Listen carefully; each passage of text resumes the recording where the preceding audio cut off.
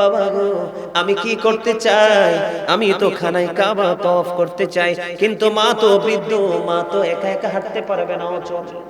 এবার সন্তান কি করলেন, মাকে বন্ধু কাঁধে উঠিয়ে নিল রে, মাকে কাঁধে উঠিয়ে নিল। কাঁধে উঠিয়ে নিয়ে 1 বছর 2 বছর নয়, 3 বছর নয় বন্ধু, 1 বছর 2 বছর করে করে বন্ধু 7 বছর কাঁধে করে মাকে তওয়াফ করালেন। সুবহানাল্লাহ। 7 বছর এমন পাগল সন্তান, মা খানায় কাবা তওয়াফ করতে চায় রে। 7 বছর মাকে কাঁধে করে বন্ধু খানায় কাবা তওয়াফ করালেন। খানায় কাবা তওয়াফ করার পরে সাদেকুত তাইয়ার নামক এক আবেদকে প্রশ্ন করলেন, আপনি বলে দেন, আমি 7 বছর আমার মাকে কাঁধে করে খানায় কাবা তওয়াফ করিয়েছি, আপনি বলে দেন আমার মায়ের দুধের ঋণ শোধ হইছে নি? এবার বন্ধু সাদেকুত তাইয়ার নামক আবেদ একটা ডাক দিয়ে বললেন, ও বন্ধু, তোমার হায়াত যদি 50,000 বছর হয়, কত তোমার হায়াত যদি 50,000 বছর যদি তুমি হায়াত পাও, ওই হায়াত পাওয়ার পরে ওই 50,000 বছর যদি জনম দুঃখী মাকে ওই কাঁধে করে যদি তুমি খানায় কাবা তাওয়াফ করাও, ওই যে একটা নিঝুম রাত্রিতে সারা পৃথিবী ঘুমিয়েছিল রে, তুমি তোমার মায়ের স্তন চেপে ধরে দুধ পান করেছিলে, ও বন্ধু একটা রাতের দুধ পানির ঋণই তো শোধ হবে না। জোরে জোরে করুন একবার আল্লাহু আকবার, আরো জোরে বলেন না আল্লাহু আকবার। বলেন আমার মা নাই, আমার বাবা নাই, দয়াল রে দয়াল, আমার কি মা ডাকার সাদ নাই রে, আমার কি বাবা ডাকার সাদ নাই রে। বলেন আমার মা নাই, আমার বাবা নাই, দয়াল রে দয়াল,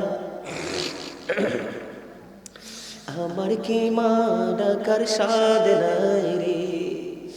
ঘরে যাইয়া সবাই দেখে জননীর মুখ, বাবা যখন মাথায় হাত দেয় ভুলে যাই সব দুঃখ। আমার মা নাই, আমার বাবা নাই, দয়াল রে দয়াল, আমার কি মা ডাকার সাদ নাই রে। বলেন শয়নে স্বপনে শুধু মা তোমার কথা মনে হয়, কতদিন দেখি না তোমার, ভুলে কি গেছো আমায়, ভুলে কি গেছো আমায়, আদর সোহাগ মাগো আর কোথা পাবো, কারা চলে আমি নিজেকে জড়াবো, আদর সোহাগ মাগো আর কোথা পাবো, কারা চলে আমি নিজেকে জড়াবো, কার কাছে ধরবো মিছে বায়না, তোমার মতো কেহ নাই, শয়নে স্বপনে শুধু মা তোমার কথা মনে হয়। আমার ভুবন জুড়ে শুধু দুঃখ জ্বালা, কে আর পরাবে আমায় সুখের সীমালা, আমার ভুবন জুড়ে শুধু দুঃখ জ্বালা, কে আর পরাবে আমায় সুখের সীমালা, কপলে কে দেবে আর কাজলের টিপ, তুমি জেনে ধরায়, শয়নে স্বপনে শুধু মা তোমার কথা মনে হয়। মা কি জিনিস বোঝানোর জন্য বন্ধু বলেছি, বাবা কি জিনিস বোঝানোর জন্য আর কোনো হাদিসের প্রয়োজন নেই। তারপর আরেকটা বলে দিই, রাসূল বললেন হতভাগা সে, হতভাগা সে, হতভাগা সে, কে রে সে হতভাগা? রাসূল বলে দিলেন, দুনিয়ায় মা বাবা দুজন বেঁচে আছে অথবা একজন বেঁচে আছে, তাদেরকে সেবা করে যে সন্তান জান্নাত হাসিল করতে পারলো না, তার মতো হতভাগার কেউ হইতে পারে না। পিতামাতা দুইজন বেঁচে আছে অথবা একজন বেঁচে আছে, বন্ধু রে ও বন্ধু, ঈসা নবী ইনি গেছিলেন সফরে, সফর থেকে বের হয়ে এসে দেখে মা নাই। মা মরিয়ম, ও বন্ধু ইসরাহুল্লাহ, মাকে হারিয়ে পাগল হয়ে গেল রে বন্ধু। কান্না জর্জরিত চোখে কাঁদতেছে, মা তো দুনিয়া থেকে বিদায় হয়ে গেছে। কে রে মাকে কাফন পরাবে, কে রে মাকে কোথায় নিয়ে যাবে? ও বন্ধু ইসরাহুল্লাহ ডাকতে গেছেন মানুষ নিয়ে আসবে, মা তো পৃথিবী থেকে বিদায় হয়ে গেছে, তাকে সমাহিত করতে হবে। এবার ইসরাহুল্লাহ ডাকতে গেলেন, ফিরে এসে দেখে বন্ধু জান্নাত থেকে জান্নাতে খাদেমরা জান্নাতি পোশাক পরে মা মরিয়মকে কাফন পরিয়ে নিয়ে গেল। সুবহানাল্লাহ। মুসা কালিমুল্লাহ ও বন্ধু আল্লাহর কাছে প্রশ্ন করলো, মালিক কে রে আমার সাথে সর্বপ্রথম জান্নাতে বন্ধু হয়ে যাবে? মুসা নবী যখন আল্লাহকে প্রশ্ন করলো, আল্লাহ ঠিকানা দিয়ে দিলেন, যে তোমার সাথে জান্নাতে যাবে তার নাম হলো আলী বিন মুআফিক। মুসা নবী কি করলেন? আলী বিন মুআফিকের সন্ধানে বের হয়ে গেলেন। যাইতে যাইতে যাইতে যাইতে আলী বিন মুআফিকের সন্ধান পেয়ে গেল। যাওয়ার পরে দেখলেন আলী বিন মুআফিক একজন কসাই, গোশত বিক্রি করে অত্যন্ত বিশ্রী, অত্যন্ত কুৎসিত চেহারার একজন মানুষ। মুসা নবী আশ্চর্য হয়ে গেল, কেমন করে এই মানুষটা আমি মুসার সাথে জান্নাতে বন্ধু হয়ে যাবে? রহস্য খুঁজে বের করতে হবে। জোরে জোরে বলুন সুবহানাল্লাহ। বন্ধুরে আমার আলী বিন মুআফিক গোশত বিক্রি করলো। গোশত বিক্রি করতে করতে করতে করতে করতে করতে বন্ধু দিন অতিবাহিত হয়ে গেল। এবার বন্ধু মুসা নবী কি করলেন? আলী বিন মুআফিকের সঙ্গে সঙ্গে তার বাড়িতে গেলেন। যাওয়ার পরে দেখলেন বাড়িতে গিয়ে একমাত্র বৃদ্ধ মা তার দুনিয়াতে বেঁচে আছে বন্ধু, হাঁটতে চলতে পারে না। মাকে সুন্দর করে খাওয়াইয়া সুন্দর একটা জায়গার মধ্যে রেখে আসলেন। সারাদিন গেল প্রস্রাব তো করে, ঠিক কিনা বলে? এবার কি করলেন? মুসা নবী কিন্তু প্র্যাকটিক্যালি পরিদর্শন করতেছে বন্ধু। ওই ছেলেটা সারাদিন পরিশ্রম করে, সারাদিন ব্যবসা করে আগে বাসায় ফিরে মাকে পরিষ্কার পরিচ্ছন্ন করলেন। করার পরে বন্ধু এবার মায়ের জন্য খাবার তৈরি করলেন। মাকে খাবার তৈরি করে খাবার খাইয়ে দিলেন। চুরি চুরি করলেন সুবহানাল্লাহ। আর আমাদের সন্তানেরা মায়ের সাথে কত গরম দেখায়, মাও ডরে ইন্তজার হয়ে থাকে, ঠিক কিনা বলে? ছেলের কাছেও যায় না, কিন্তু মায়ের কলিজায় আগুন দিও না। আজকে তোমার কাছে মা যেমন বন্ধু বাচ্চার মতো হয়ে গেছে রে, তুমি আজকে বিরক্ত হয়ে গেলে, কিন্তু যেদিন তুমি বাচ্চা ছিলে পৃথিবীতে কেউ তোমার প্রস্রাবের গন্ধ নাকে নেয় নাই, কেউ তোমার পায়খানার গন্ধগুলো নাকে নেয় নাই। ওই মা যখন শুনেছে রান্নাঘর থেকে ছুটে এসেছে, ও বন্ধু বাচ্চাটা প্রস্রাব করেছে, ঠান্ডা লেগে যাবে, বাচ্চাটা পায়খানা করে ফেলেছে রে, বাচ্চাটা দুর্গন্ধে অসুস্থ হয়ে যাবে, পৃথিবীর কোন মানুষ তো তোমার কাছে আসেনি, পরিষ্কার করে দিল। সেই দিন তো মা একটা বারের জন্য বিরক্ত হয়নি, অভিশাপ দেয়নি রে। তুমি কেমন করে ছোট্ট বাচ্চার মতো বৃদ্ধ মা বাবাকে তুমি তাড়াতাড়ি মৃত্যু কামনা করো? তোমার চেয়ে বড় হতভাগা আর কেউ হতে পারে না। এই চান্দিনা মধ্যম তোলার যুবকদেরকে বলে দিতে চাই। এবার কি করলেন? মুসা কালিমুল্লাহ দেখলেন ছেলেটা এত পরিশ্রম করলো, কিন্তু বাড়িতে গিয়ে মাকে আগে ক্লিয়ার করলেন। এবার বন্ধু মাকে পরিপূর্ণ করে ওই আলী বিন মুআফিক গেলেন এবার প্রেস হওয়ার জন্য। এবার দেখলেন মুসা নবী চাইয়া দেখে বুড়িমা দুইটা হাত তোলে কান্দে, মালিক মালিক রে, আমার পাগল সন্তানকে তুমি কোনোদিন মাহরুম করিও না রে। আমার নবী তো মুসা, আমার নবী মুসা, মালিক আমার এই পাগল সন্তানটা রে রে তুমি মুসা নবীর বন্ধু বানাইয়া জান্নাতে দিও। জোরে জোরে কন্যা সুবহানাল্লাহ। বন্ধুরে আমার এবার কি হয়ে গেল বন্ধু, এবার কি হয়ে গেল রে? এবার মুসা কালিমুল্লাহ ডাকে, ও বুড়িমা, মা মা রে, তুমি বলো না এতক্ষণ পর্যন্ত তুমি কি দোয়া করেছো? বন্ধু এই কথা বলতে দেরি দেরি হয় রে। এবার বুড়িমা ডাক দিয়ে বললেন, ওগো আপনি কে গো, আপনার পরিচয় কি? এবার বললেন বুড়িমা, ও বুড়িমা আমি তোমার নবী মুসা। এবার বুড়িমাকে প্রশ্ন করলেন, বুড়িমা ডাক দিয়ে বলল, নবী গো আমার এই ছেলেটা আমাকে এত বেশি ভালোবাসে, আমি প্রতিদিন আল্লাহর কাছে দরখাস্ত করে দেই, আমার এই পাগল ছেলেটাকে তুমি আমার নবী মুসার বন্ধু বানাইয়া জান্নাতে নিও। এবার মুসা একটা ডাক দিয়ে বলল, বুড়িমা মারে আমি আমার মালিকের কাছে জানতে চেয়েছি, আল্লাহ আমার সাথে কে রে জান্নাতে বন্ধু হয়ে যাবে রে? আমার আল্লাহ তোমার সন্তানের নাম বলে দিয়েছে, তোমার দোয়া আমার আল্লাহ কবুল করেছে। জোরে জোরে করুন না সুবহানাল্লাহ। বন্ধু গো মায়ের কলিজায় আগুন দিও না। মায়ের মতো প্রিয় রে, মায়ের মতো মধু পৃথিবীতে কেউ নেই। তুমি অসুস্থ হয়ে থেকো, শ্বশুর শাশুড়ি তোমাকে আদর করে, তুমি একদিন দুই দিন অসুস্থ হয়ে বিছানায় পড়ে দেখবা শ্বশুর শাশুড়ি ফিরে তাকাবে না, কাজের লোক খুঁজবে। আর এখান থেকে যদি তোমাকে বন্ধু বের করা হয়, মায়ের কাছে যদি নিয়ে যাওয়া হয় রে, বাবা থাকবে তোমার কাছে বসে, মা বন্ধু চোখের পানি ফেলবে আর নিজের হাতে ওই কলিজার সান্ত্বনা দিবে রে, নিজের হাতেই পাগল সন্তানকে আদর দিবে, ভালোবাসবে, স্নেহ দিবে। ঠিক কিনা বলেন?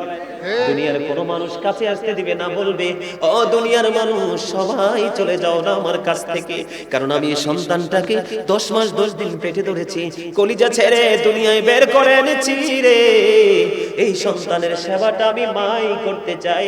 আর মায়ের সেবার মতো বন্ধু এত মধু পৃথিবীর কোন মানুষ বন্ধু করতে পারে না। ঠিক কিনা বলেন?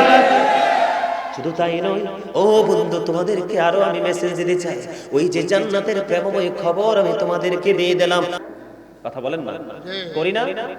এত বেশি করি যেটা 8-10 জন মানুষের পক্ষে করা সম্ভব না। কিন্তু এই টাকাগুলো, এই হাদিয়াগুলো নিয়ে মায়ের কাছে দিয়ে দিই। সুবহানাল্লাহ বলবেন না? বিশ্বাস করেন আপনারা সবাই? নিয়ে মার কাছে দেই, আসার সময় বা কোনো প্রয়োজনে মার কাছ থেকে চেয়ে আনি। আমার মা আমাকে 10 মাস 10 দিন পেটে রাখছে, মার কষ্ট হয় না। আজকে আমার কিছু ইনকামের টাকা মার কাছে রাখলে মার কষ্ট হবে? হবে না তো। এটাতে বেশি বরকত, সহজে টাকাটা খরচ হয় না। মারহাবা বলেন না? আরো জোরে। এদিকে তাকান। হ্যাঁ, রাখতে পারবে, তবে মাকে সন্তুষ্ট করে। কাকে? মাকে সন্তুষ্ট করে বিবির কাছে রাখতে পারবে। কেন রাখতে পারবে জানেন? এদিকে তাকান। স্বামী যতই আল্লাহওয়ালা হোক, বিবি যদি তার এগেইনস্টে বিপক্ষে দাঁড়িয়ে যায় হাসরের মাঠে, স্বামীর বাঁচা নাই। আবার স্ত্রী যতই আল্লাহওয়ালা হোক, স্বামী যদি তার বিপক্ষে চলে যায় হাসরের মাঠে, তার বাঁচা নাই। উত্তম চরিত্রবান, উত্তম গুড ক্যারেক্টার সম্পন্ন পুরুষ হলো ওই পুরুষ যেই পুরুষ তার স্ত্রীর কাছে সবচেয়ে উত্তম। সুবহানাল্লাহ বলেন না কেন? পৃথিবীর শ্রেষ্ঠ পুরুষ হলো ওই পুরুষ যেই পুরুষ তার বিবির কাছে শ্রেষ্ঠ। সুবহানাল্লাহ বলেন না? কোন দিক দিয়ে? চরিত্রের দিক দিয়ে। এখনকার ছেলেরা বাবা টাকা চাইলে পারবো না, নাই, কত অজুহাত, কিন্তু শাশুড়ি টাকা চাইলে টাকার অভাব। ভুল বললাম?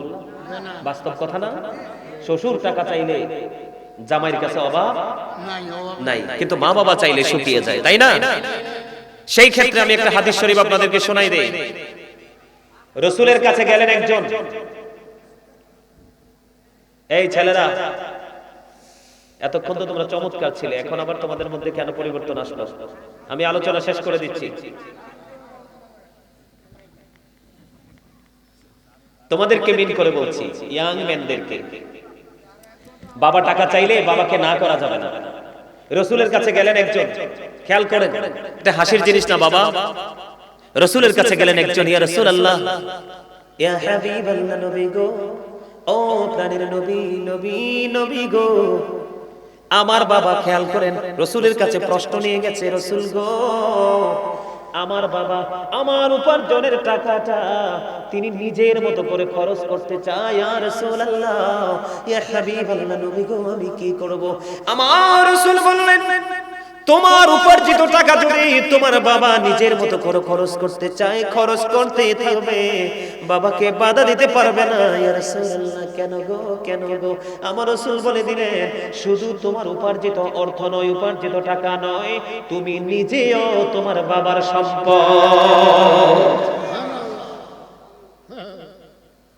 শুধু তোমার টাকা নয়, শুধু তোমার ইনকাম নয় রে, তোমার বাবা যেমনি চাইবে তোমাকে তুমি তেমনি চলতে হবে। একবার বলতে পারবা না যে আমি পারবো না, পারতাম না শব্দ যদি তুমি বলো, তাহলে তুমি বেয়াদব, তুমি আর ভালো না। বলে হুজুর, যে পারতাম না বলে পারবো না বলে তাদের রিঅ্যাকশনটা কেমন? আমার রাসূল বলে দিলেন, যেই সন্তানটা বাবার অবাধ্য হয়ে গেল, এই সন্তানটা আল্লাহরও অবাধ্য হয়ে গেল। যেই বাবাকে, যেই সন্তানকে বাবা দেখতে পারে না রে, ওই সন্তানের উপর আল্লাহর রহমত কখনোই বর্ষিত হয় না, কারণ আমার আল্লাহ ওই বান্দার প্রতি বিরক্ত। জোরে করেন না নাউজুবিল্লাহ, আরো জোরে বলেন না নাউজুবিল্লাহ। যেটা বাবার অবাধ্য সেটা আল্লাহর অবাধ্য। আপনি যায় যে আপনার অবাধ্য যারা দেখতে পারেন না, তাকে কি আপনার ভালো লাগবে? কথা বলেন না কেন? ভালো তো লাগবে না। যেই জায়গায় পা রেখেছে আপনি আমি, সেই জায়গায় পা পর্যন্ত রাখতে রাজি হব না, ঠিক কিনা বলেন? আরো জোরে।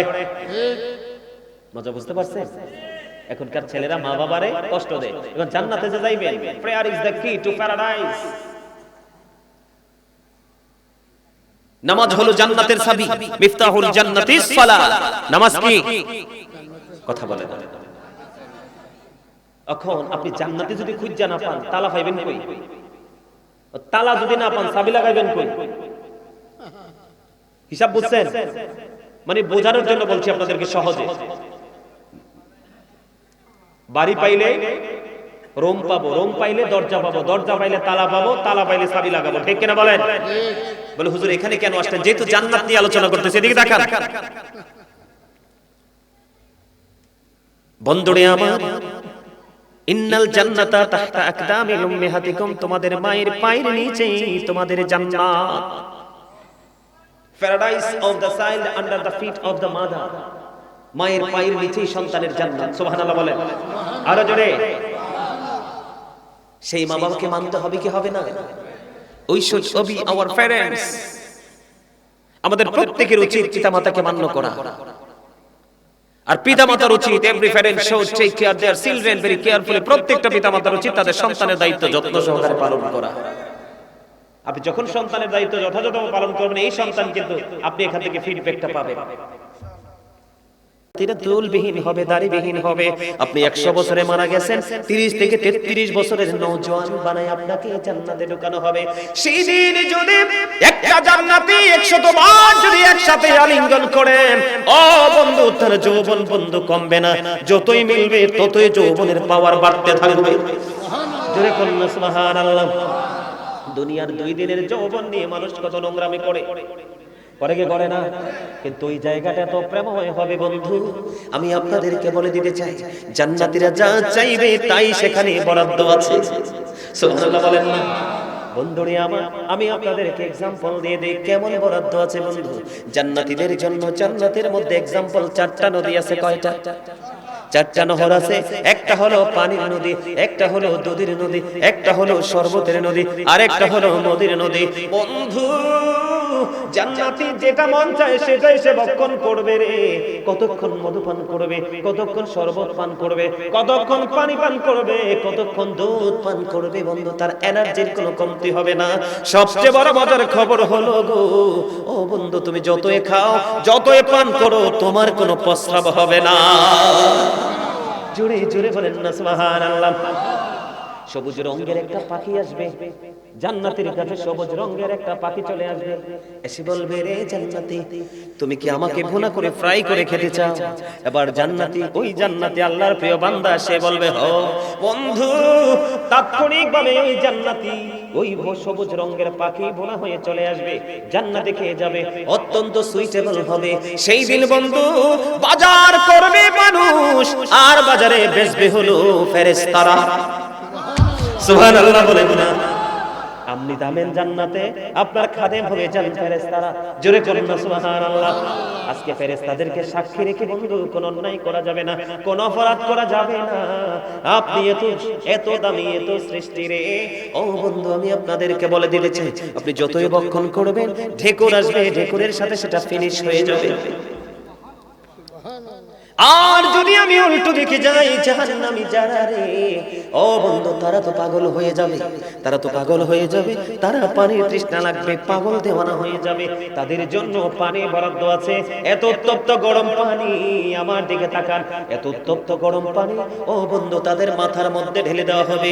মাথার মধ্যে ঢালতে দেরি রে, পেটের মধ্যে ঢুকতে দেরি করবে না, পেটটার মধ্যে ঢুকতে দেরি, 2 রানের মধ্যখান দিয়ে গলে গলে গলে গলে জুসের মতো লিকুইড হয়ে সব কিছু বের হতে থাকবে। জোরে করুন না নাউজুবিল্লাহ।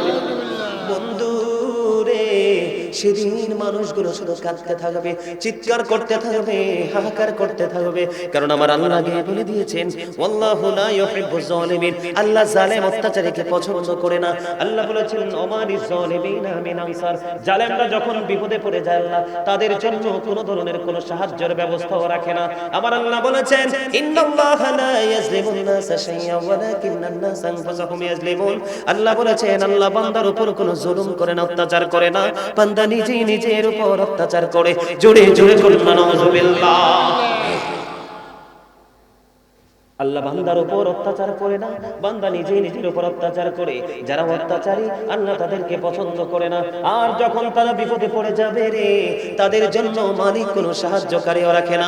বন্ধু তুমি খেয়াল করে দেখো রে, জান্নাতে যেটা মন চায় সেটাই বন্ধু খাচ্ছে। আমার আল্লাহ বলেছেন, রাসূল জানিয়ে দিয়েছেন, জান্নাতীরা যা চাইবে জান্নাতে তাই মালিক ব্যবস্থা করে রেখেছে।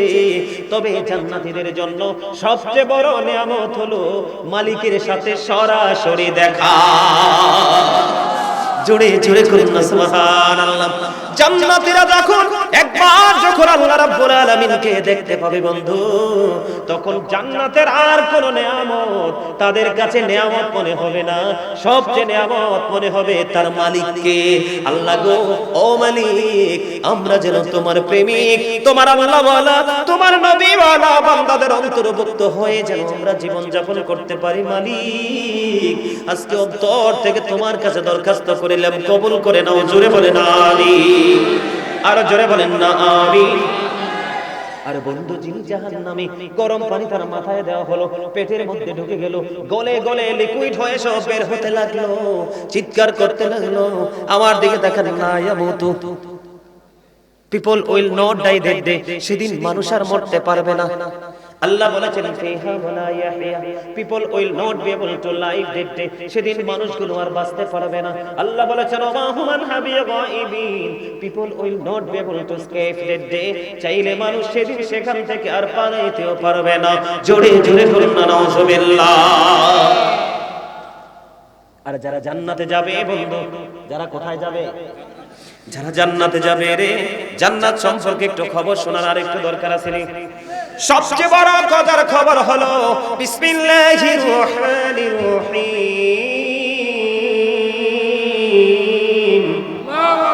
জোরে বলেন আল্লাহু আকবার। আপনারা জান্নাতের মেহমান, তো জান্নাতের মেহমানদের তো জান্নাতে খাবার হলো আল্লাহু আকবার। দুনিয়ার খাবার খেলে দেহের শান্তি মিলে, আমল করলে আত্মার শান্তি মিলে। আমল করার পরে যে আত্মা প্রশান্তি অনুভব করবে, সে আত্মাই সাকসেসফুল আত্মা। সুবহানাল্লাহ বলবো, কথা বুঝেন না মা? আরো জোরে, আরেকটু মহব্বতে কথা বুঝেন না? তার মানে আপনি আমল করার পরে আপনার মনের মধ্যে একটা কি জাগলো? প্রশান্তি আসলো। কি? যদি আপনার আমল করার পরে হৃদয়ে শান্তি আসে, মনে করবেন যে আপনার কবুল হয়ে গেছে, আল্লাহ কবুল করে নিয়েছে। আমিন বলেন। আরো যারা বলেন আমিন। এই জন্য আল্লাহু আকবার বলতে কৃপণতা করেন কেন? আমার আল্লাহ বন্ধু বলে দিয়েছেন, বিসমিল্লাহির রহমানির রহিম। ইন্নাল্লাযীনা আমানু ওয়া আমিলুস সালিহাতি কানাত লাহুম জান্নাতুল ফিরদাউসি নুজুলা। জান্নাতুল ফিরদাউসি নুজুলা খালিদিনা ফিহা লা ইয়াবগুনা আনহা হিওয়ালা। জোরে জোরে বলেন আল্লাহু আকবার। আর জোরে বলেন আল্লাহু আকবার। আল্লাহ রাব্বুল আলামিন বলেছেন, ইন্নাল্লাযীনা আমানু, নিশ্চয়ই যারা ঈমানদারকে, ওয়া আমিলুস সালিহাত, ঈমান আনার পরে যারা কি করেছেন? ভালো কাজ করেছেন, সৎ কাজ করেছেন। কানাত লাহুম জান্নাতুল ফিরদাউসি নুজুলা খালিদিনা ফিহা লা ইয়াবগুনা আনহা হিওয়ালা। জোরে জোরে করুন আল্লাহু আকবার। ঈমান আনার পরে যারা বন্ধু কি করেছেন? ভালো কাজ করেছেন, তাদের জন্য চিরস্থায়ী আপ্যায়নের জন্য ব্যবস্থা আছে বন্ধু, জান্নাতুল ফিরদাউস। চিরস্থায়ী কি? কথা বলে না কেন? ঠিকানা কি আছে? জান্নাতুল ফিরদাউস। ও বন্ধু, আল্লাহ রাব্বুল আলামিন বলে দিয়েছেন, ওই জান্নাতের ওখানে যাবে, স্থায়ী হয়ে যাবে, ওখান থেকে তারা আর বাহির হইতে চাইবে না। সুবহানাল্লাহ বলেন। এই জান্নাত আমরা চাই কি চাই না? আরো জোরে। আমরা যদি এই জান্নাত চাই তাহলে আমাদেরকে একটা কাজ করতে হবে। সে কাজটা কি? সর্বপ্রথম 5 ওয়াক্ত নামাজ। কি সর্বপ্রথম কি? 5 ওয়াক্ত নামাজ পড়লে লাভ হবে কি? ইন্নাস সালাতা তানহা আনিল ফাহশাই ওয়াল মুনকার। নামাজ মানুষকে সকল খারাপ কাজ থেকে বাঁচিয়ে রাখে। নামাজ পড়ার দরকার আছে না নাই? আরো জোরে। আমরা পড়ব কি পড়ব না? পড়ব না সবাই? কি করব? 5 ওয়াক্ত নামাজ পড়ব। তারপরে কি করব? সুদ ছাড়ব। আপনারা বলেন আমাদের সমাজের মধ্যে কি এখন দূরত্ব বেশি না? এতে দূরত্বটাকে যদি আমরা কাটিয়ে আমরা যদি একটা প্রেমময় বন্ধনে যদি আমরা আবদ্ধ হতে পারি, আবদ্ধ হতে চাই, তাহলে আমাদেরকে কি করতে হবে?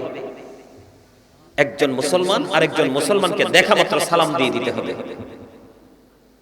এখন কিন্তু সালামের প্রচলন নাই। এখনকার ছেলেরা অপেক্ষা করে মুরব্বিরা নি সালাম দেয়। কেউ দাদা ভাইরা বলেন না, ভুল বলছে আপনাদেরকে কি ছেলেরা সালাম দেয়?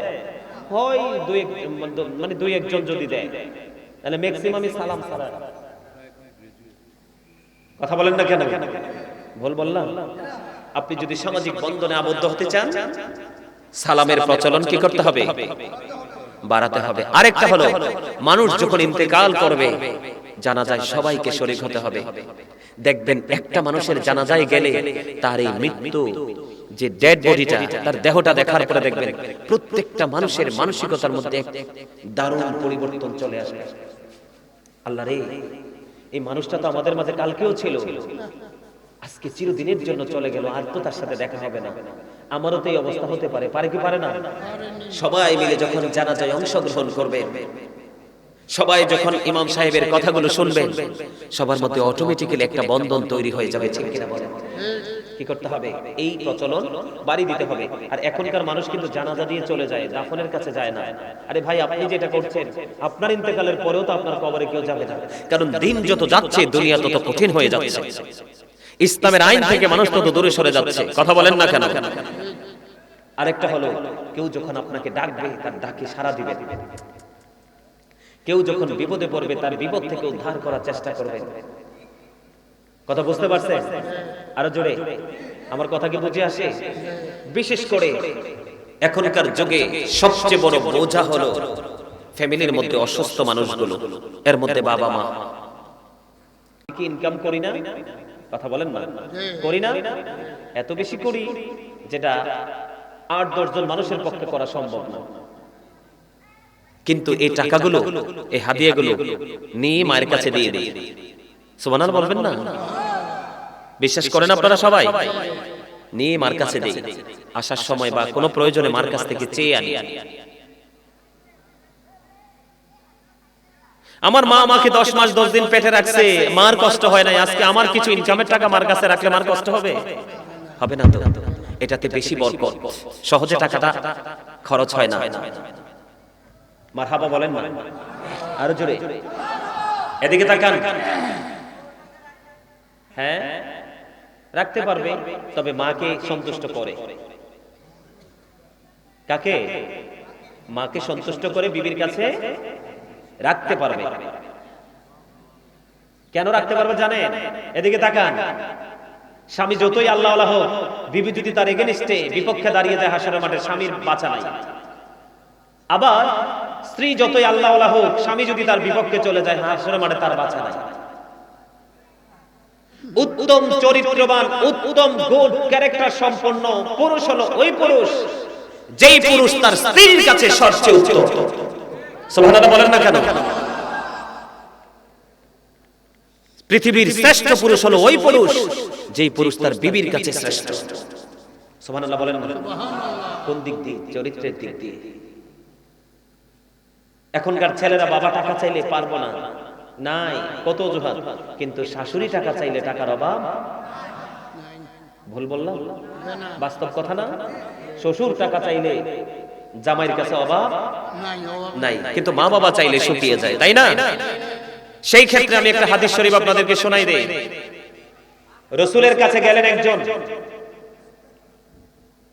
এই ছেলেরা, এতক্ষণ তো তোমরা চমৎকার ছিলে, এখন আবার তোমাদের মধ্যে কেন পরিবর্তন আসলো? আমি আলোচনা শেষ করে দিচ্ছি। তোমাদেরকে মিন করে বলছি, ইয়াং ম্যানদেরকে। বাবা টাকা চাইলে বাবাকে না করা যাবে না। রসুলের কাছে গেলেন একজন, খেয়াল করেন, এটা হাসির জিনিস না বাবা। রসুলের কাছে গেলেন একজন, ইয়া রাসূলুল্লাহ, ইয়া হাবিবাল্লাহ, নবী গো, ও প্রাণের নবী, নবী, নবী গো, আমার বাবা, খেয়াল করেন, রসুলের কাছে প্রশ্ন নিয়ে গেছে, রসুল গো, আমার বাবা আমার উপার্জনের টাকাটা তিনি নিজের মতো করে খরচ করতে চায়, ইয়া রাসূলুল্লাহ, ইয়া হাবিবাল্লাহ, নবী গো, আমি কি করব? আমার রাসূল বললেন, তোমার উপার্জিত টাকা যদি তোমার বাবা নিজের মতো করে খরচ করতে চায়, খরচ করতেই থাকবে, বাবাকে বাধা দিতে পারবে না। ইয়া রাসূলুল্লাহ, কেন গো, কেন গো? আমার রাসূল বলে দিলেন, শুধু তোমার উপার্জিত অর্থ নয়, উপার্জিত টাকা নয়, তুমি নিজেও তোমার বাবার সম্পদ। শুধু তোমার টাকা নয়, শুধু তোমার ইনকাম নয় রে, তোমার বাবা যেমনি চাইবে তোমাকে তুমি তেমনি চলতে হবে। একবার বলতে পারবা না যে আমি পারবো না, পারতাম না শব্দ যদি তুমি বলো, তাহলে তুমি বেয়াদব, তুমি আর ভালো না। বলে হুজুর, যে পারতাম না বলে পারবো না বলে তাদের রিঅ্যাকশনটা কেমন? আমার রাসূল বলে দিলেন, যেই সন্তানটা বাবার অবাধ্য হয়ে গেল, এই সন্তানটা আল্লাহরও অবাধ্য হয়ে গেল। যেই বাবাকে, যেই সন্তানকে বাবা দেখতে পারে না রে, ওই সন্তানের উপর আল্লাহর রহমত কখনোই বর্ষিত হয় না, কারণ আমার আল্লাহ ওই বান্দার প্রতি বিরক্ত। জোরে বলেন না নাউযুবিল্লাহ, আরো জোরে বলেন না নাউযুবিল্লাহ। যেটা বাবার অবাধ্য সেটা আল্লাহর অবাধ্য। আপনি যায় যে আপনার অবাধ্য যারা দেখতে পারেন না, তাকে কি আপনার ভালো লাগবে? কথা বলেন না কেন? ভালো তো লাগবে না। যেই জায়গায় পা রেখেছে আপনি আমি, সেই জায়গায় পা পর্যন্ত রাখতে রাজি হব না, ঠিক কিনা বলেন? আরো জোরে। মজা বুঝতে পারছেন? এখনকার ছেলেরা মা বাবারে কষ্ট দেয়। এবার জান্নাতে যে যাইবেন, প্রেয়ার ইজ দ্য কি টু প্যারাডাইস। নামাজ হলো জান্নাতের চাবি, মিফতাহুল জান্নাতিস সালাত। নামাজ কি? কথা বলেন। এখন আপনি জান্নাতে যদি খুঁজে না পান, তালা পাইবেন কই? তালা যদি না পান, চাবি লাগাইবেন কই? হিসাব বুঝছেন? মানে বোঝানোর জন্য বলছি আপনাদেরকে সহজে। বাড়ি পাইলে রুম পাবো, রুম পাইলে দরজা পাবো, দরজা পাইলে তালা পাবো, তালা পাইলে চাবি লাগাবো, ঠিক কিনা বলেন? বলে হুজুর এখানে কেন আসলেন? যেহেতু জান্নাত নিয়ে আলোচনা করতেছে, এদিকে দেখান। বন্ধুরে আমার, ইন্নাল জান্নাতা তাহতা আকদামিল উম্মাহাতিকুম, তোমাদের মায়ের পায়ের নিচেই তোমাদের জান্নাত। Paradise of the child under the feet of the mother. মায়ের পায়ের নিচেই সন্তানের জান্নাত। সুবহানাল্লাহ বলেন, আরো জোরে। সেই মা বাবাকে মানতে হবে কি হবে না? We should obey our parents. আমাদের প্রত্যেকের উচিত পিতামাতাকে মান্য করা। আর পিতামাতার উচিত, every parent should take care their children very carefully. প্রত্যেকটা পিতামাতার উচিত তাদের সন্তানের দায়িত্ব যত্ন সহকারে পালন করা। আপনি যখন সন্তানের দায়িত্ব যথাযথভাবে পালন করবেন, এই সন্তান কিন্তু আপনি এখান থেকে ফিডব্যাকটা পাবেন। মা কি জিনিস বোঝানোর জন্য বন্ধু বলেছি, বাবা কি জিনিস বোঝানোর জন্য আর কোন হাদিসের প্রয়োজন নেই। তারপর আরেকটা বলে দিই, রাসূল বললেন, হতভাগা সে, হতভাগা সে, হতভাগা সে, কে রে সে হতভাগা?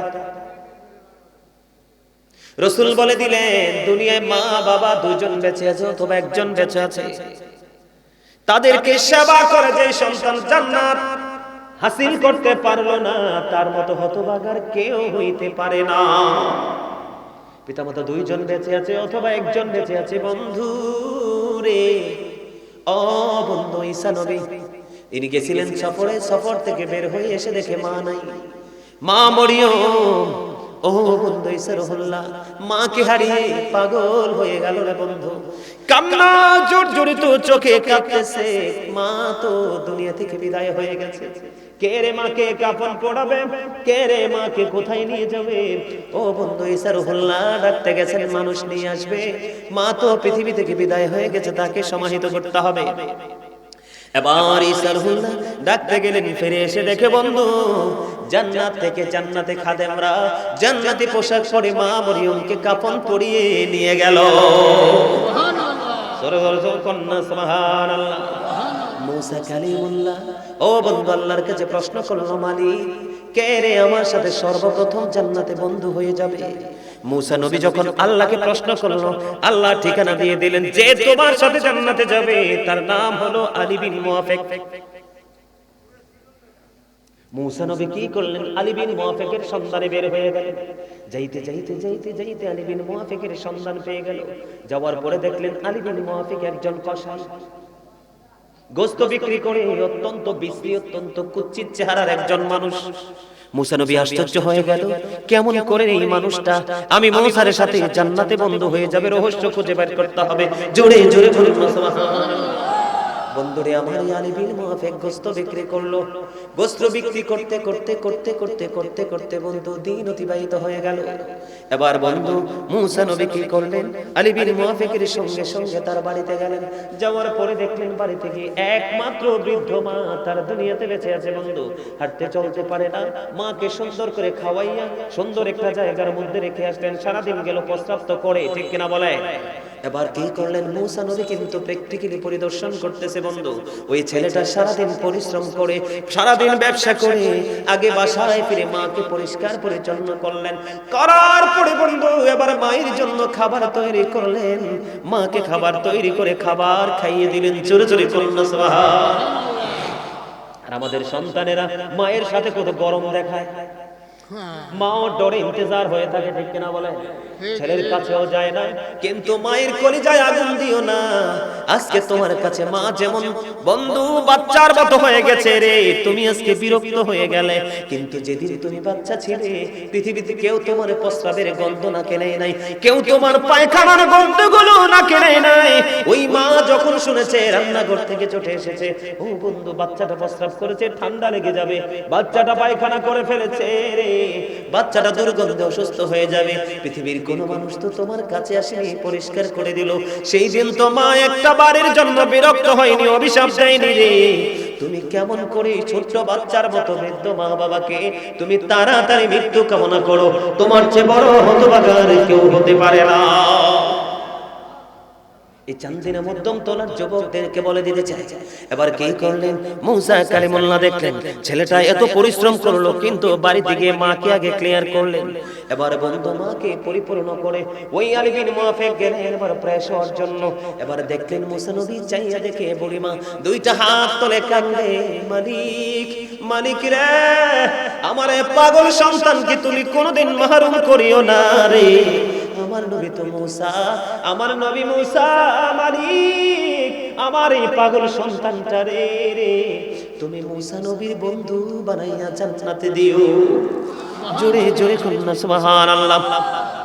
বন্ধুরে আমার এবার কি হয়ে গেল বন্ধু, এবার কি হয়ে গেল রে? এবার মুসা কালিমুল্লাহ ডাকে, ও বুড়িমা, মা মা রে, তুমি বলো না এতক্ষণ পর্যন্ত তুমি কি দোয়া করেছো? বন্ধু এই কথা বলতে দেরি দেরি হয় রে। এবার বুড়িমা ডাক দিয়ে বললেন, ওগো আপনি কে গো, আপনার পরিচয় কি? এবার বললেন বুড়িমা, ও বুড়িমা আমি তোমার নবী মুসা। এবার বুড়িমাকে প্রশ্ন করলেন, বুড়িমা ডাক দিয়ে বলল, নবী গো আমার এই ছেলেটা আমাকে এত বেশি ভালোবাসে, আমি প্রতিদিন আল্লাহর কাছে দরখাস্ত করে দেই, মালিক আমার এই পাগল ছেলেটাকে তুমি আমার নবী মুসার বন্ধু বানাইয়া জান্নাতে নিও।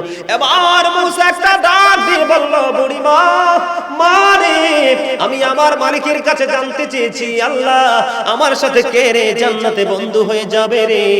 আমার আল্লাহ তোমার সন্তানের নাম বলে দিয়েছে, তোমার দোয়া আমার আল্লাহ কবুল করেছে। জোরে জোরে কন্যা সুবহানাল্লাহ।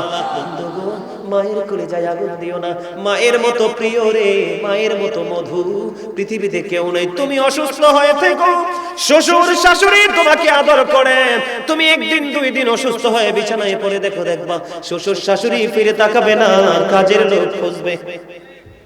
আর এখান থেকে যদি তোমাকে বন্ধু বের করা হয়, মায়ের কাছে যদি নিয়ে যাওয়া হয় রে, বাবা থাকবে তোমার কাছে বসে, মা বন্ধু চোখের পানি ফেলবে আর নিজের হাতে ওই কলিজার সান্ত্বনা দিবে রে, নিজের হাতেই পাগল সন্তানকে আদর দিবে, ভালোবাসবে, স্নেহ দিবে। ঠিক কিনা বলেন? দুনিয়ার কোনো মানুষ কাছে আসতে দিবে না, বলবে ও দুনিয়ার মানুষ সবাই চলে যাও না আমার কাছ থেকে, কারণ আমি এই সন্তানটাকে 10 মাস 10 দিন পেটে ধরেছি, কলিজা ছেড়ে দুনিয়ায় বের করে এনেছি রে, এই সন্তানের সেবাটা আমি মাই করতে চাই। আর মায়ের সেবার মতো বন্ধু এত মধু পৃথিবীর কোনো মানুষ বন্ধু করতে পারে না। ঠিক কিনা বলেন? শুধু তাই নয় ও বন্ধু, তোমাদেরকে আরো আমি মেসেজ দিতে চাই, ওই যে জান্নাতের প্রেমময় খবর আমি তোমাদেরকে দিয়ে দিলাম, খুঁজতে হবে না, জান্নাত তোমার জন্য অপেক্ষা করবে যদি আমি আজকে যেইভাবে বলে এইভাবে তুমি পথ চলতে পারো। একজন বৃদ্ধ মা হাঁটতে পারে না, চলতে পারে না বন্ধু, এখন তিনির মনের মধ্যে স্বপ্ন হলো তিনি খানায় কাবা তাওয়াফ করবে, বাইতুল্লাহ তাওয়াফ করবে। আপনারা গেছেননি? বাইতুল্লাহ তাওয়াফ করতে কষ্ট হয় না? কথা বল। কিন্তু যৌবন যাদের আছে, ইয়াং যারা আছে, তাদের কষ্ট হয় না, মনে হয় তাওয়াফ শেষ হওয়ার পরেও তারা বুঝতে পারে না। এই জন্য হজে গেলে যাবেন জওয়ান কালে, বুড়া কালে না। আমাদের বাংলাদেশের মানুষের একটা চরিত্র হলো বন্ধু, সারা জীবন পাপ করে শেষ সময় হজ করে। আছে না নাই? মাপ ইচ্ছা করে এমন মানুষ আছে না নাই? বন্ধুরে আমার, যৌবন কালের পাওয়ার বেশি হয়। আমি আপনাদেরকে বলে দিতে চাই, ওই ছেলেকে বললো বাবা, বাবা গো আমি কি করতে চাই, আমি তো খানায় কাবা তাওয়াফ করতে চাই, কিন্তু মা তো বৃদ্ধ, মা তো একা একা হাঁটতে পারবে না, অচল। এবার সন্তান কি করলেন, মাকে বন্ধু কাঁধে উঠিয়ে নিল রে, মাকে কাঁধে উঠিয়ে নিল, কাঁধে উঠিয়ে নিয়ে 1 বছর 2 বছর নয়, 3 বছর নয় বন্ধু, 1 বছর 2 বছর করে করে বন্ধু 7 বছর কাঁধে করে মাকে তাওয়াফ করালেন। সুবহানাল্লাহ। 7 বছর এমন পাগল সন্তান মা খানায় কাবা তাওয়াফ করতে চায় রে, 7 বছর মাকে কাঁধে করে বন্ধু খানায় কাবা তাওয়াফ করালেন। খানায় কাবা তাওয়াফ করার পরে সাদেকুত তাইয়ার নামক এক আবেদকে প্রশ্ন করলেন, আপনি বলে দেন আমি 7 বছর আমার মাকে কাঁধে করে খানায় কাবা তাওয়াফ করিয়েছি, আপনি বলে দেন আমার মায়ের দুধের ঋণ শোধ হইছে নি? এবার বন্ধু সাদেকুত তাইয়ার নামক আবেদ একটা ডাক দিয়ে বললেন, ও বন্ধু তোমার হায়াত যদি 50,000 বছর হয়, কত?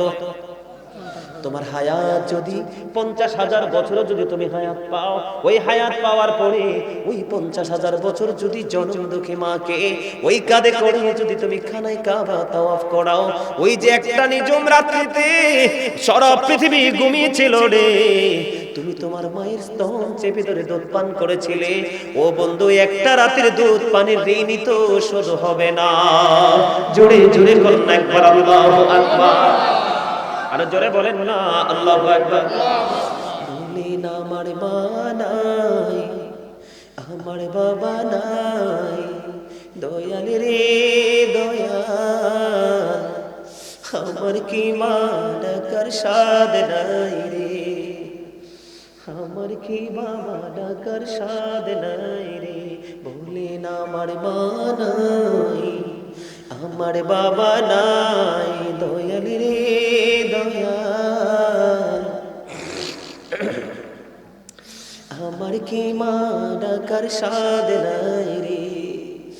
ঘরে যাইয়া সবাই দেখে জননীর মুখ, বাবা যখন মাথায় হাত দেয় ভুলে যাই সব দুঃখ। আমার মা নাই, আমার বাবা নাই, দয়াল রে দয়াল, আমার কি মা ডাকার স্বাদ নাই রে। বলেন শয়নে স্বপনে শুধু মা তোমার কথা মনে হয়, কতদিন দেখি না তোমার, ভুলে কি গেছো আমায়, ভুলে কি গেছো আমায়, আদর সোহাগ মাগো আর কোথা পাবো, কারা চলে আমি নিজেকে জড়াবো, আদর সোহাগ মাগো আর কোথা পাবো, কারা চলে আমি নিজেকে জড়াবো, কার কাছে ধরবো মিছে বায়না তোমার মতো কেহ নাই, শয়নি স্বপনে শুধু মা তোমার কথা মনে হয়। আমার ভুবন জুড়ে শুধু দুঃখ জ্বালা, কে আর পরাবে আমায় সুখের সীমালা। আমার ভুবন জুড়ে শুধু দুঃখ জ্বালা, কে আর পরাবে আমায় সুখের সীমালা।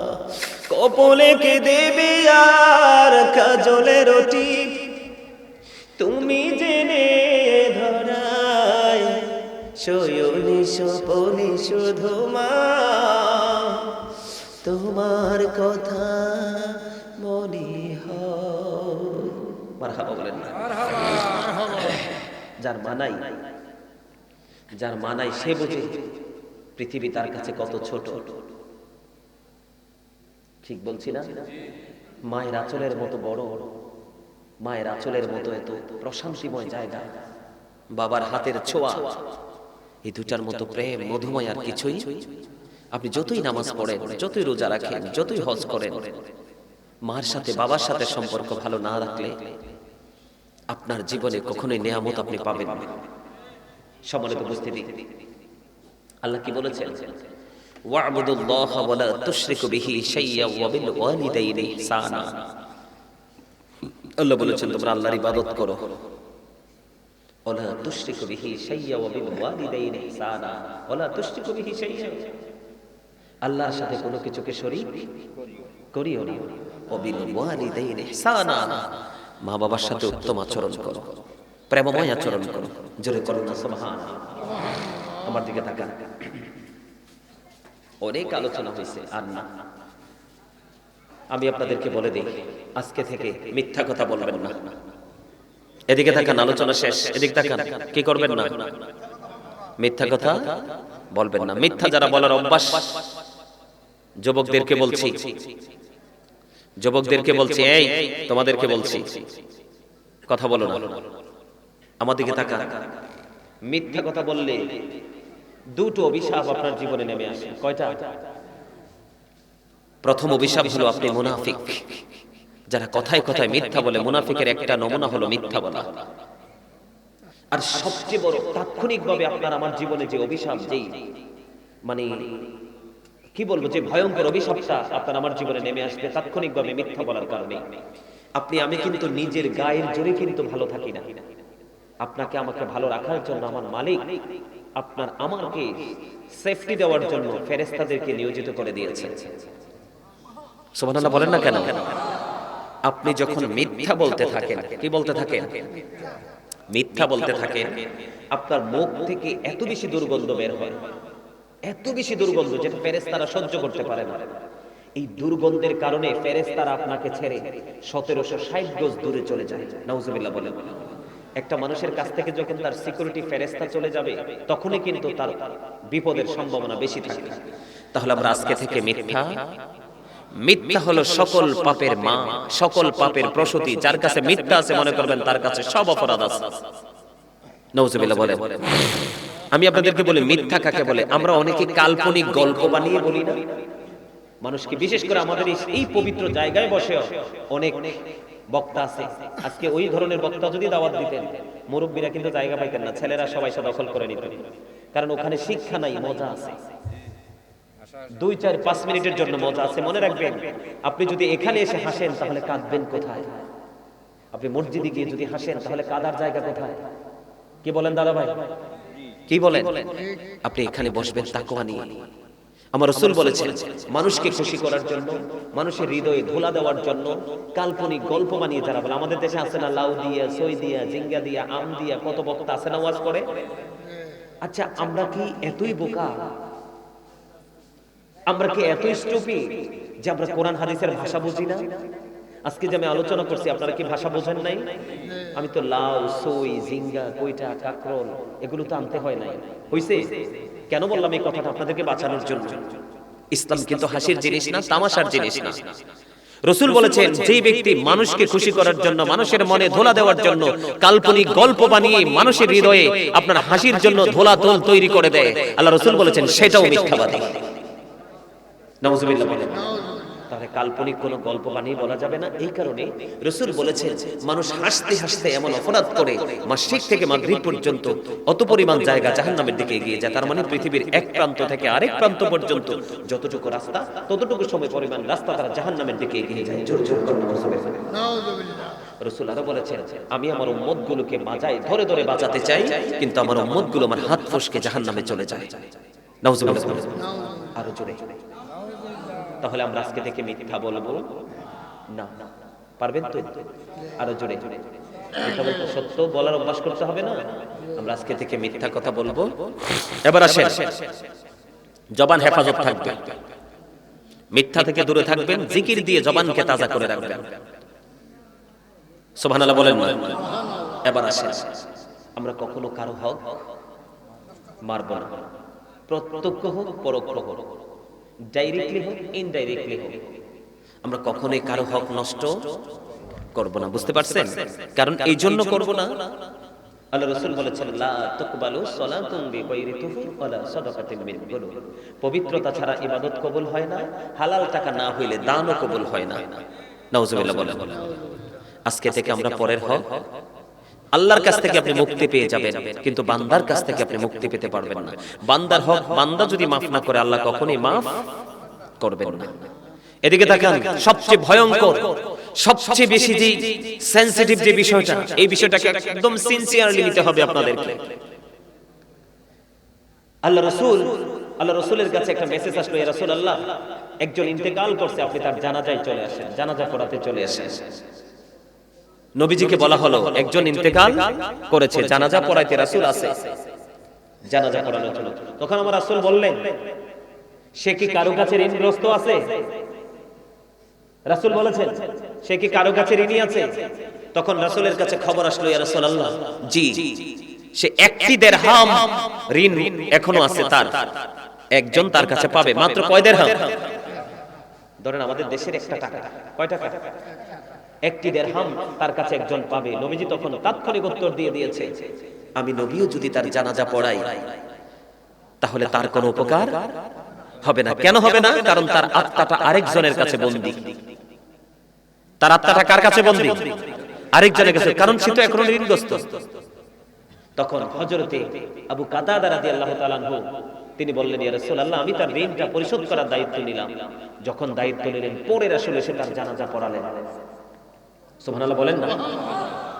এখন আমরা হাসতে হাসতে কত মানুষের ক্ষেতের মরিচ পেরে নিয়ে আসি, গাছের পেয়ারা ছিঁড়ে নিয়ে যাই, মিষ্টি কুমড়া ছিঁড়ে নিয়ে যাই, তার বাড়ির আঙ্গিনাতে ফল চাইলে না দিলে চুরি করে বন্ধুদেরকে নিয়ে খেয়ে ফেলি।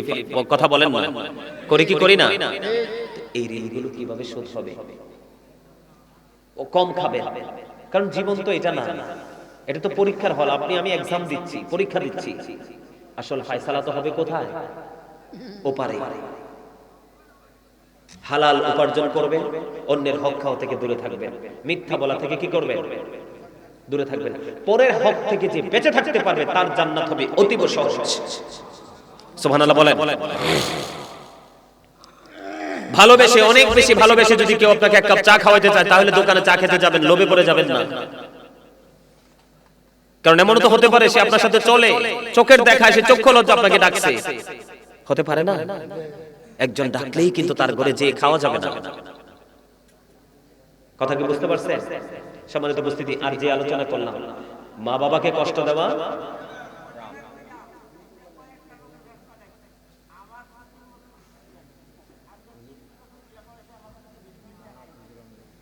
আলহামদুলিল্লাহ, আলহামদুলিল্লাহ, আপনার সাক্ষী আল্লাহ যেন কবুল করে। জোরে করে আমিন। এদিকে তাকান। আচ্ছা যাক, ওরা বলো, আপনি কথা বলার দরকার নাই, ওরা যেটা বলে বলো।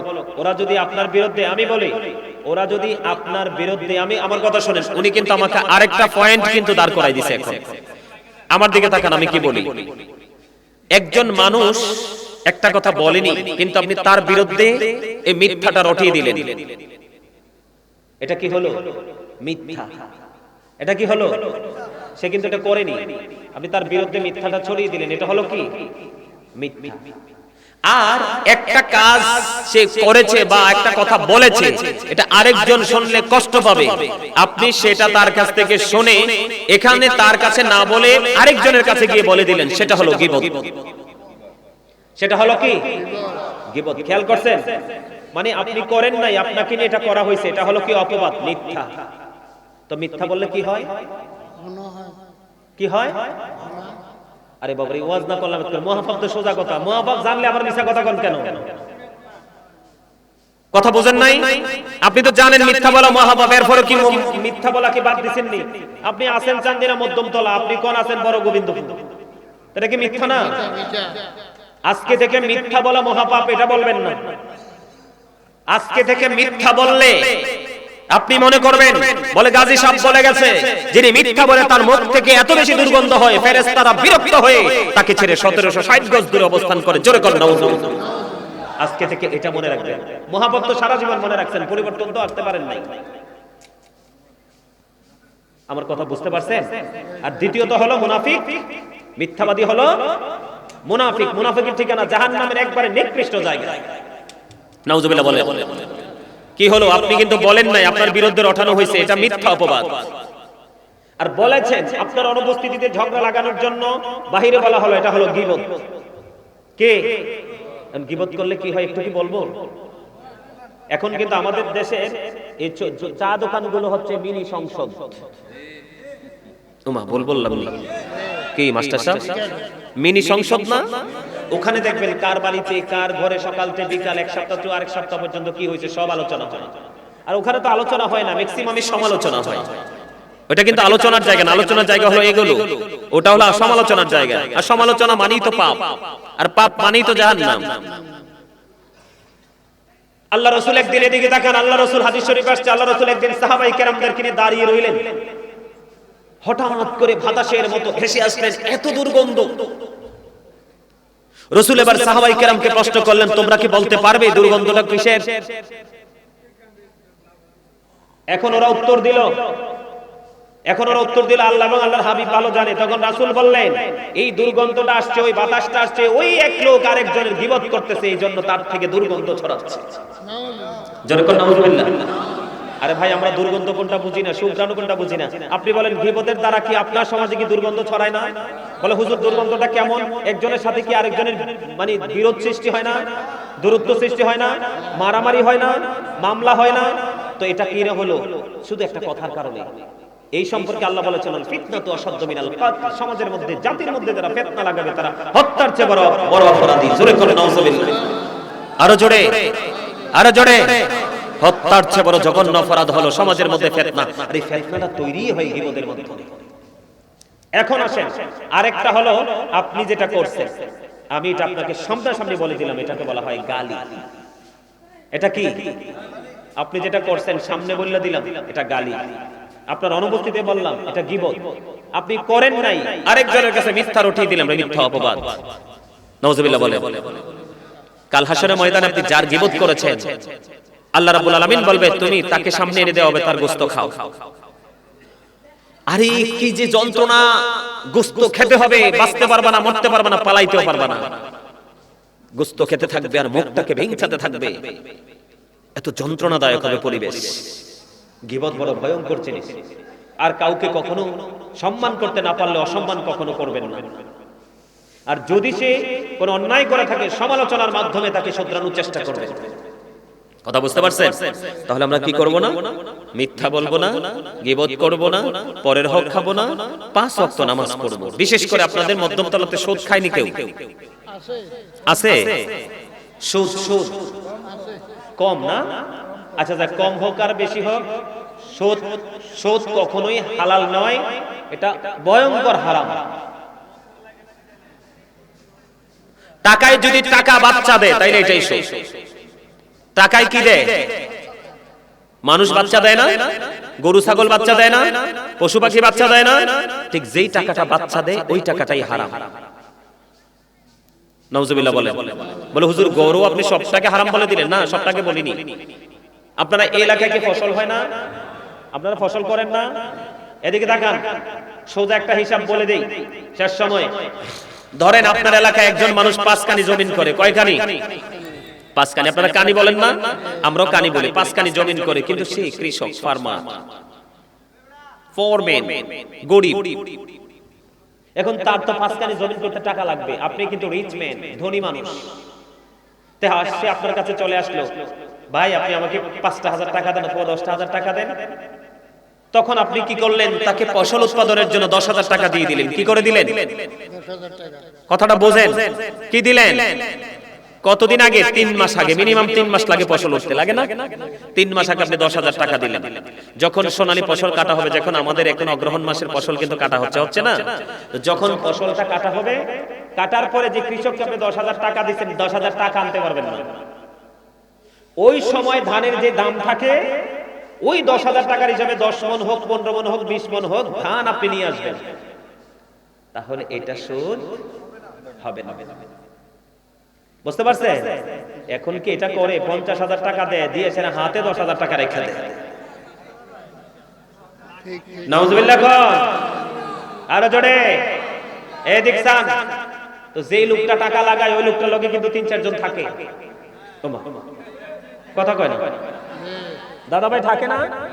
থাকে না কোন? থাকে না? কিন্তু তারা তো জানে সে সুদ খাচ্ছে, সুদ তো টোটালি হারাম। হাসবেন না প্লিজ, গুরুত্ব দিয়ে শোনেন। যে সুদ খায়, যে সুদ দেয়, যে সুদ নেয়, যে সুদের সাক্ষী হয়, যে সুদের স্ট্যাম্প লেখে, লেনদেনের যে লোকটা গুরুত্বপূর্ণ ভূমিকা রাখে এবং টাকাটা আটকে গেলে উদ্ধার করার জন্য যে লাঠিয়াল বাহিনীকে ইউজ করা হয়, সবাই সমান অপরাধী। নাউজুবিল্লাহ। নাউজুবিল্লাহ। সবচেয়ে বড় ভয়ঙ্কর, সবচেয়ে বড় বিষধর সাপের সবল হলো কোনটা জানেন? যেই সাপের বিষ নামানো সম্ভব না। রাসূল জানিয়ে দিয়েছেন, যেই লোকটা, একটা লোক অপরাধী জানার পরেও, জালেম জানার পরেও, এটা কি জুলুম না? গরিব মানুষ বাচ্চাটা ডাক্তারের কাছে নিতে পারে না, কি করতে পারে না? কথা বলেন। আমি মনে বর্তমানে আমি মানুষের কাছে কত টাকা পাই আমি জানি না। এখন কিন্তু আমার ক্রাইসিস যাচ্ছে, তারপর আমি তাদের কাছে চাই, তারা দেয় না। অথচ সব হাওলা, তারা কিন্তু নিয়ে তারা সুবিধা ভোগ করছে। কিন্তু আমি দুঃখ পাই না। যদি কোনো কারণে দুনিয়াতে টাকাটা নাই পাই, তাহলে কিন্তু হাসরের মাঠে জমবে ফাইনাল খেলা। আর সেই বেলাটা হলো শেষ বেলা। কথা বলে না কেন? আপনার টাকা কেউ খাইলে দুঃখ করেন কেন? আপনার বাগানে শসা, লেবু, কামরাঙ্গা ফল খাইলে দুঃখ করেন কেন? রাসূল বলেছেন, আপনার গাছের বড়ই, পাকা বড়ই আপনি খাইতে পারেন নাই, 10টা পাখি এসে পেটের খিদায় খেয়ে চলে গেল। রাসূল বলেছেন, তুমি গাছ লাগাইছো, তুমি কীটনাশক দিয়েছো, সেচের ব্যবস্থা করেছো, সেই ফল পাখি খেয়ে শান্তি পেয়ে চলে গেল, অচিন দেশে উড়ে চলে গেল। রাসূল বললেন, দুঃখ করো না, তোমার আমল নামায় মনের অজান্তে সৎকার সব মালিক ঢুকিয়ে দিয়েছে।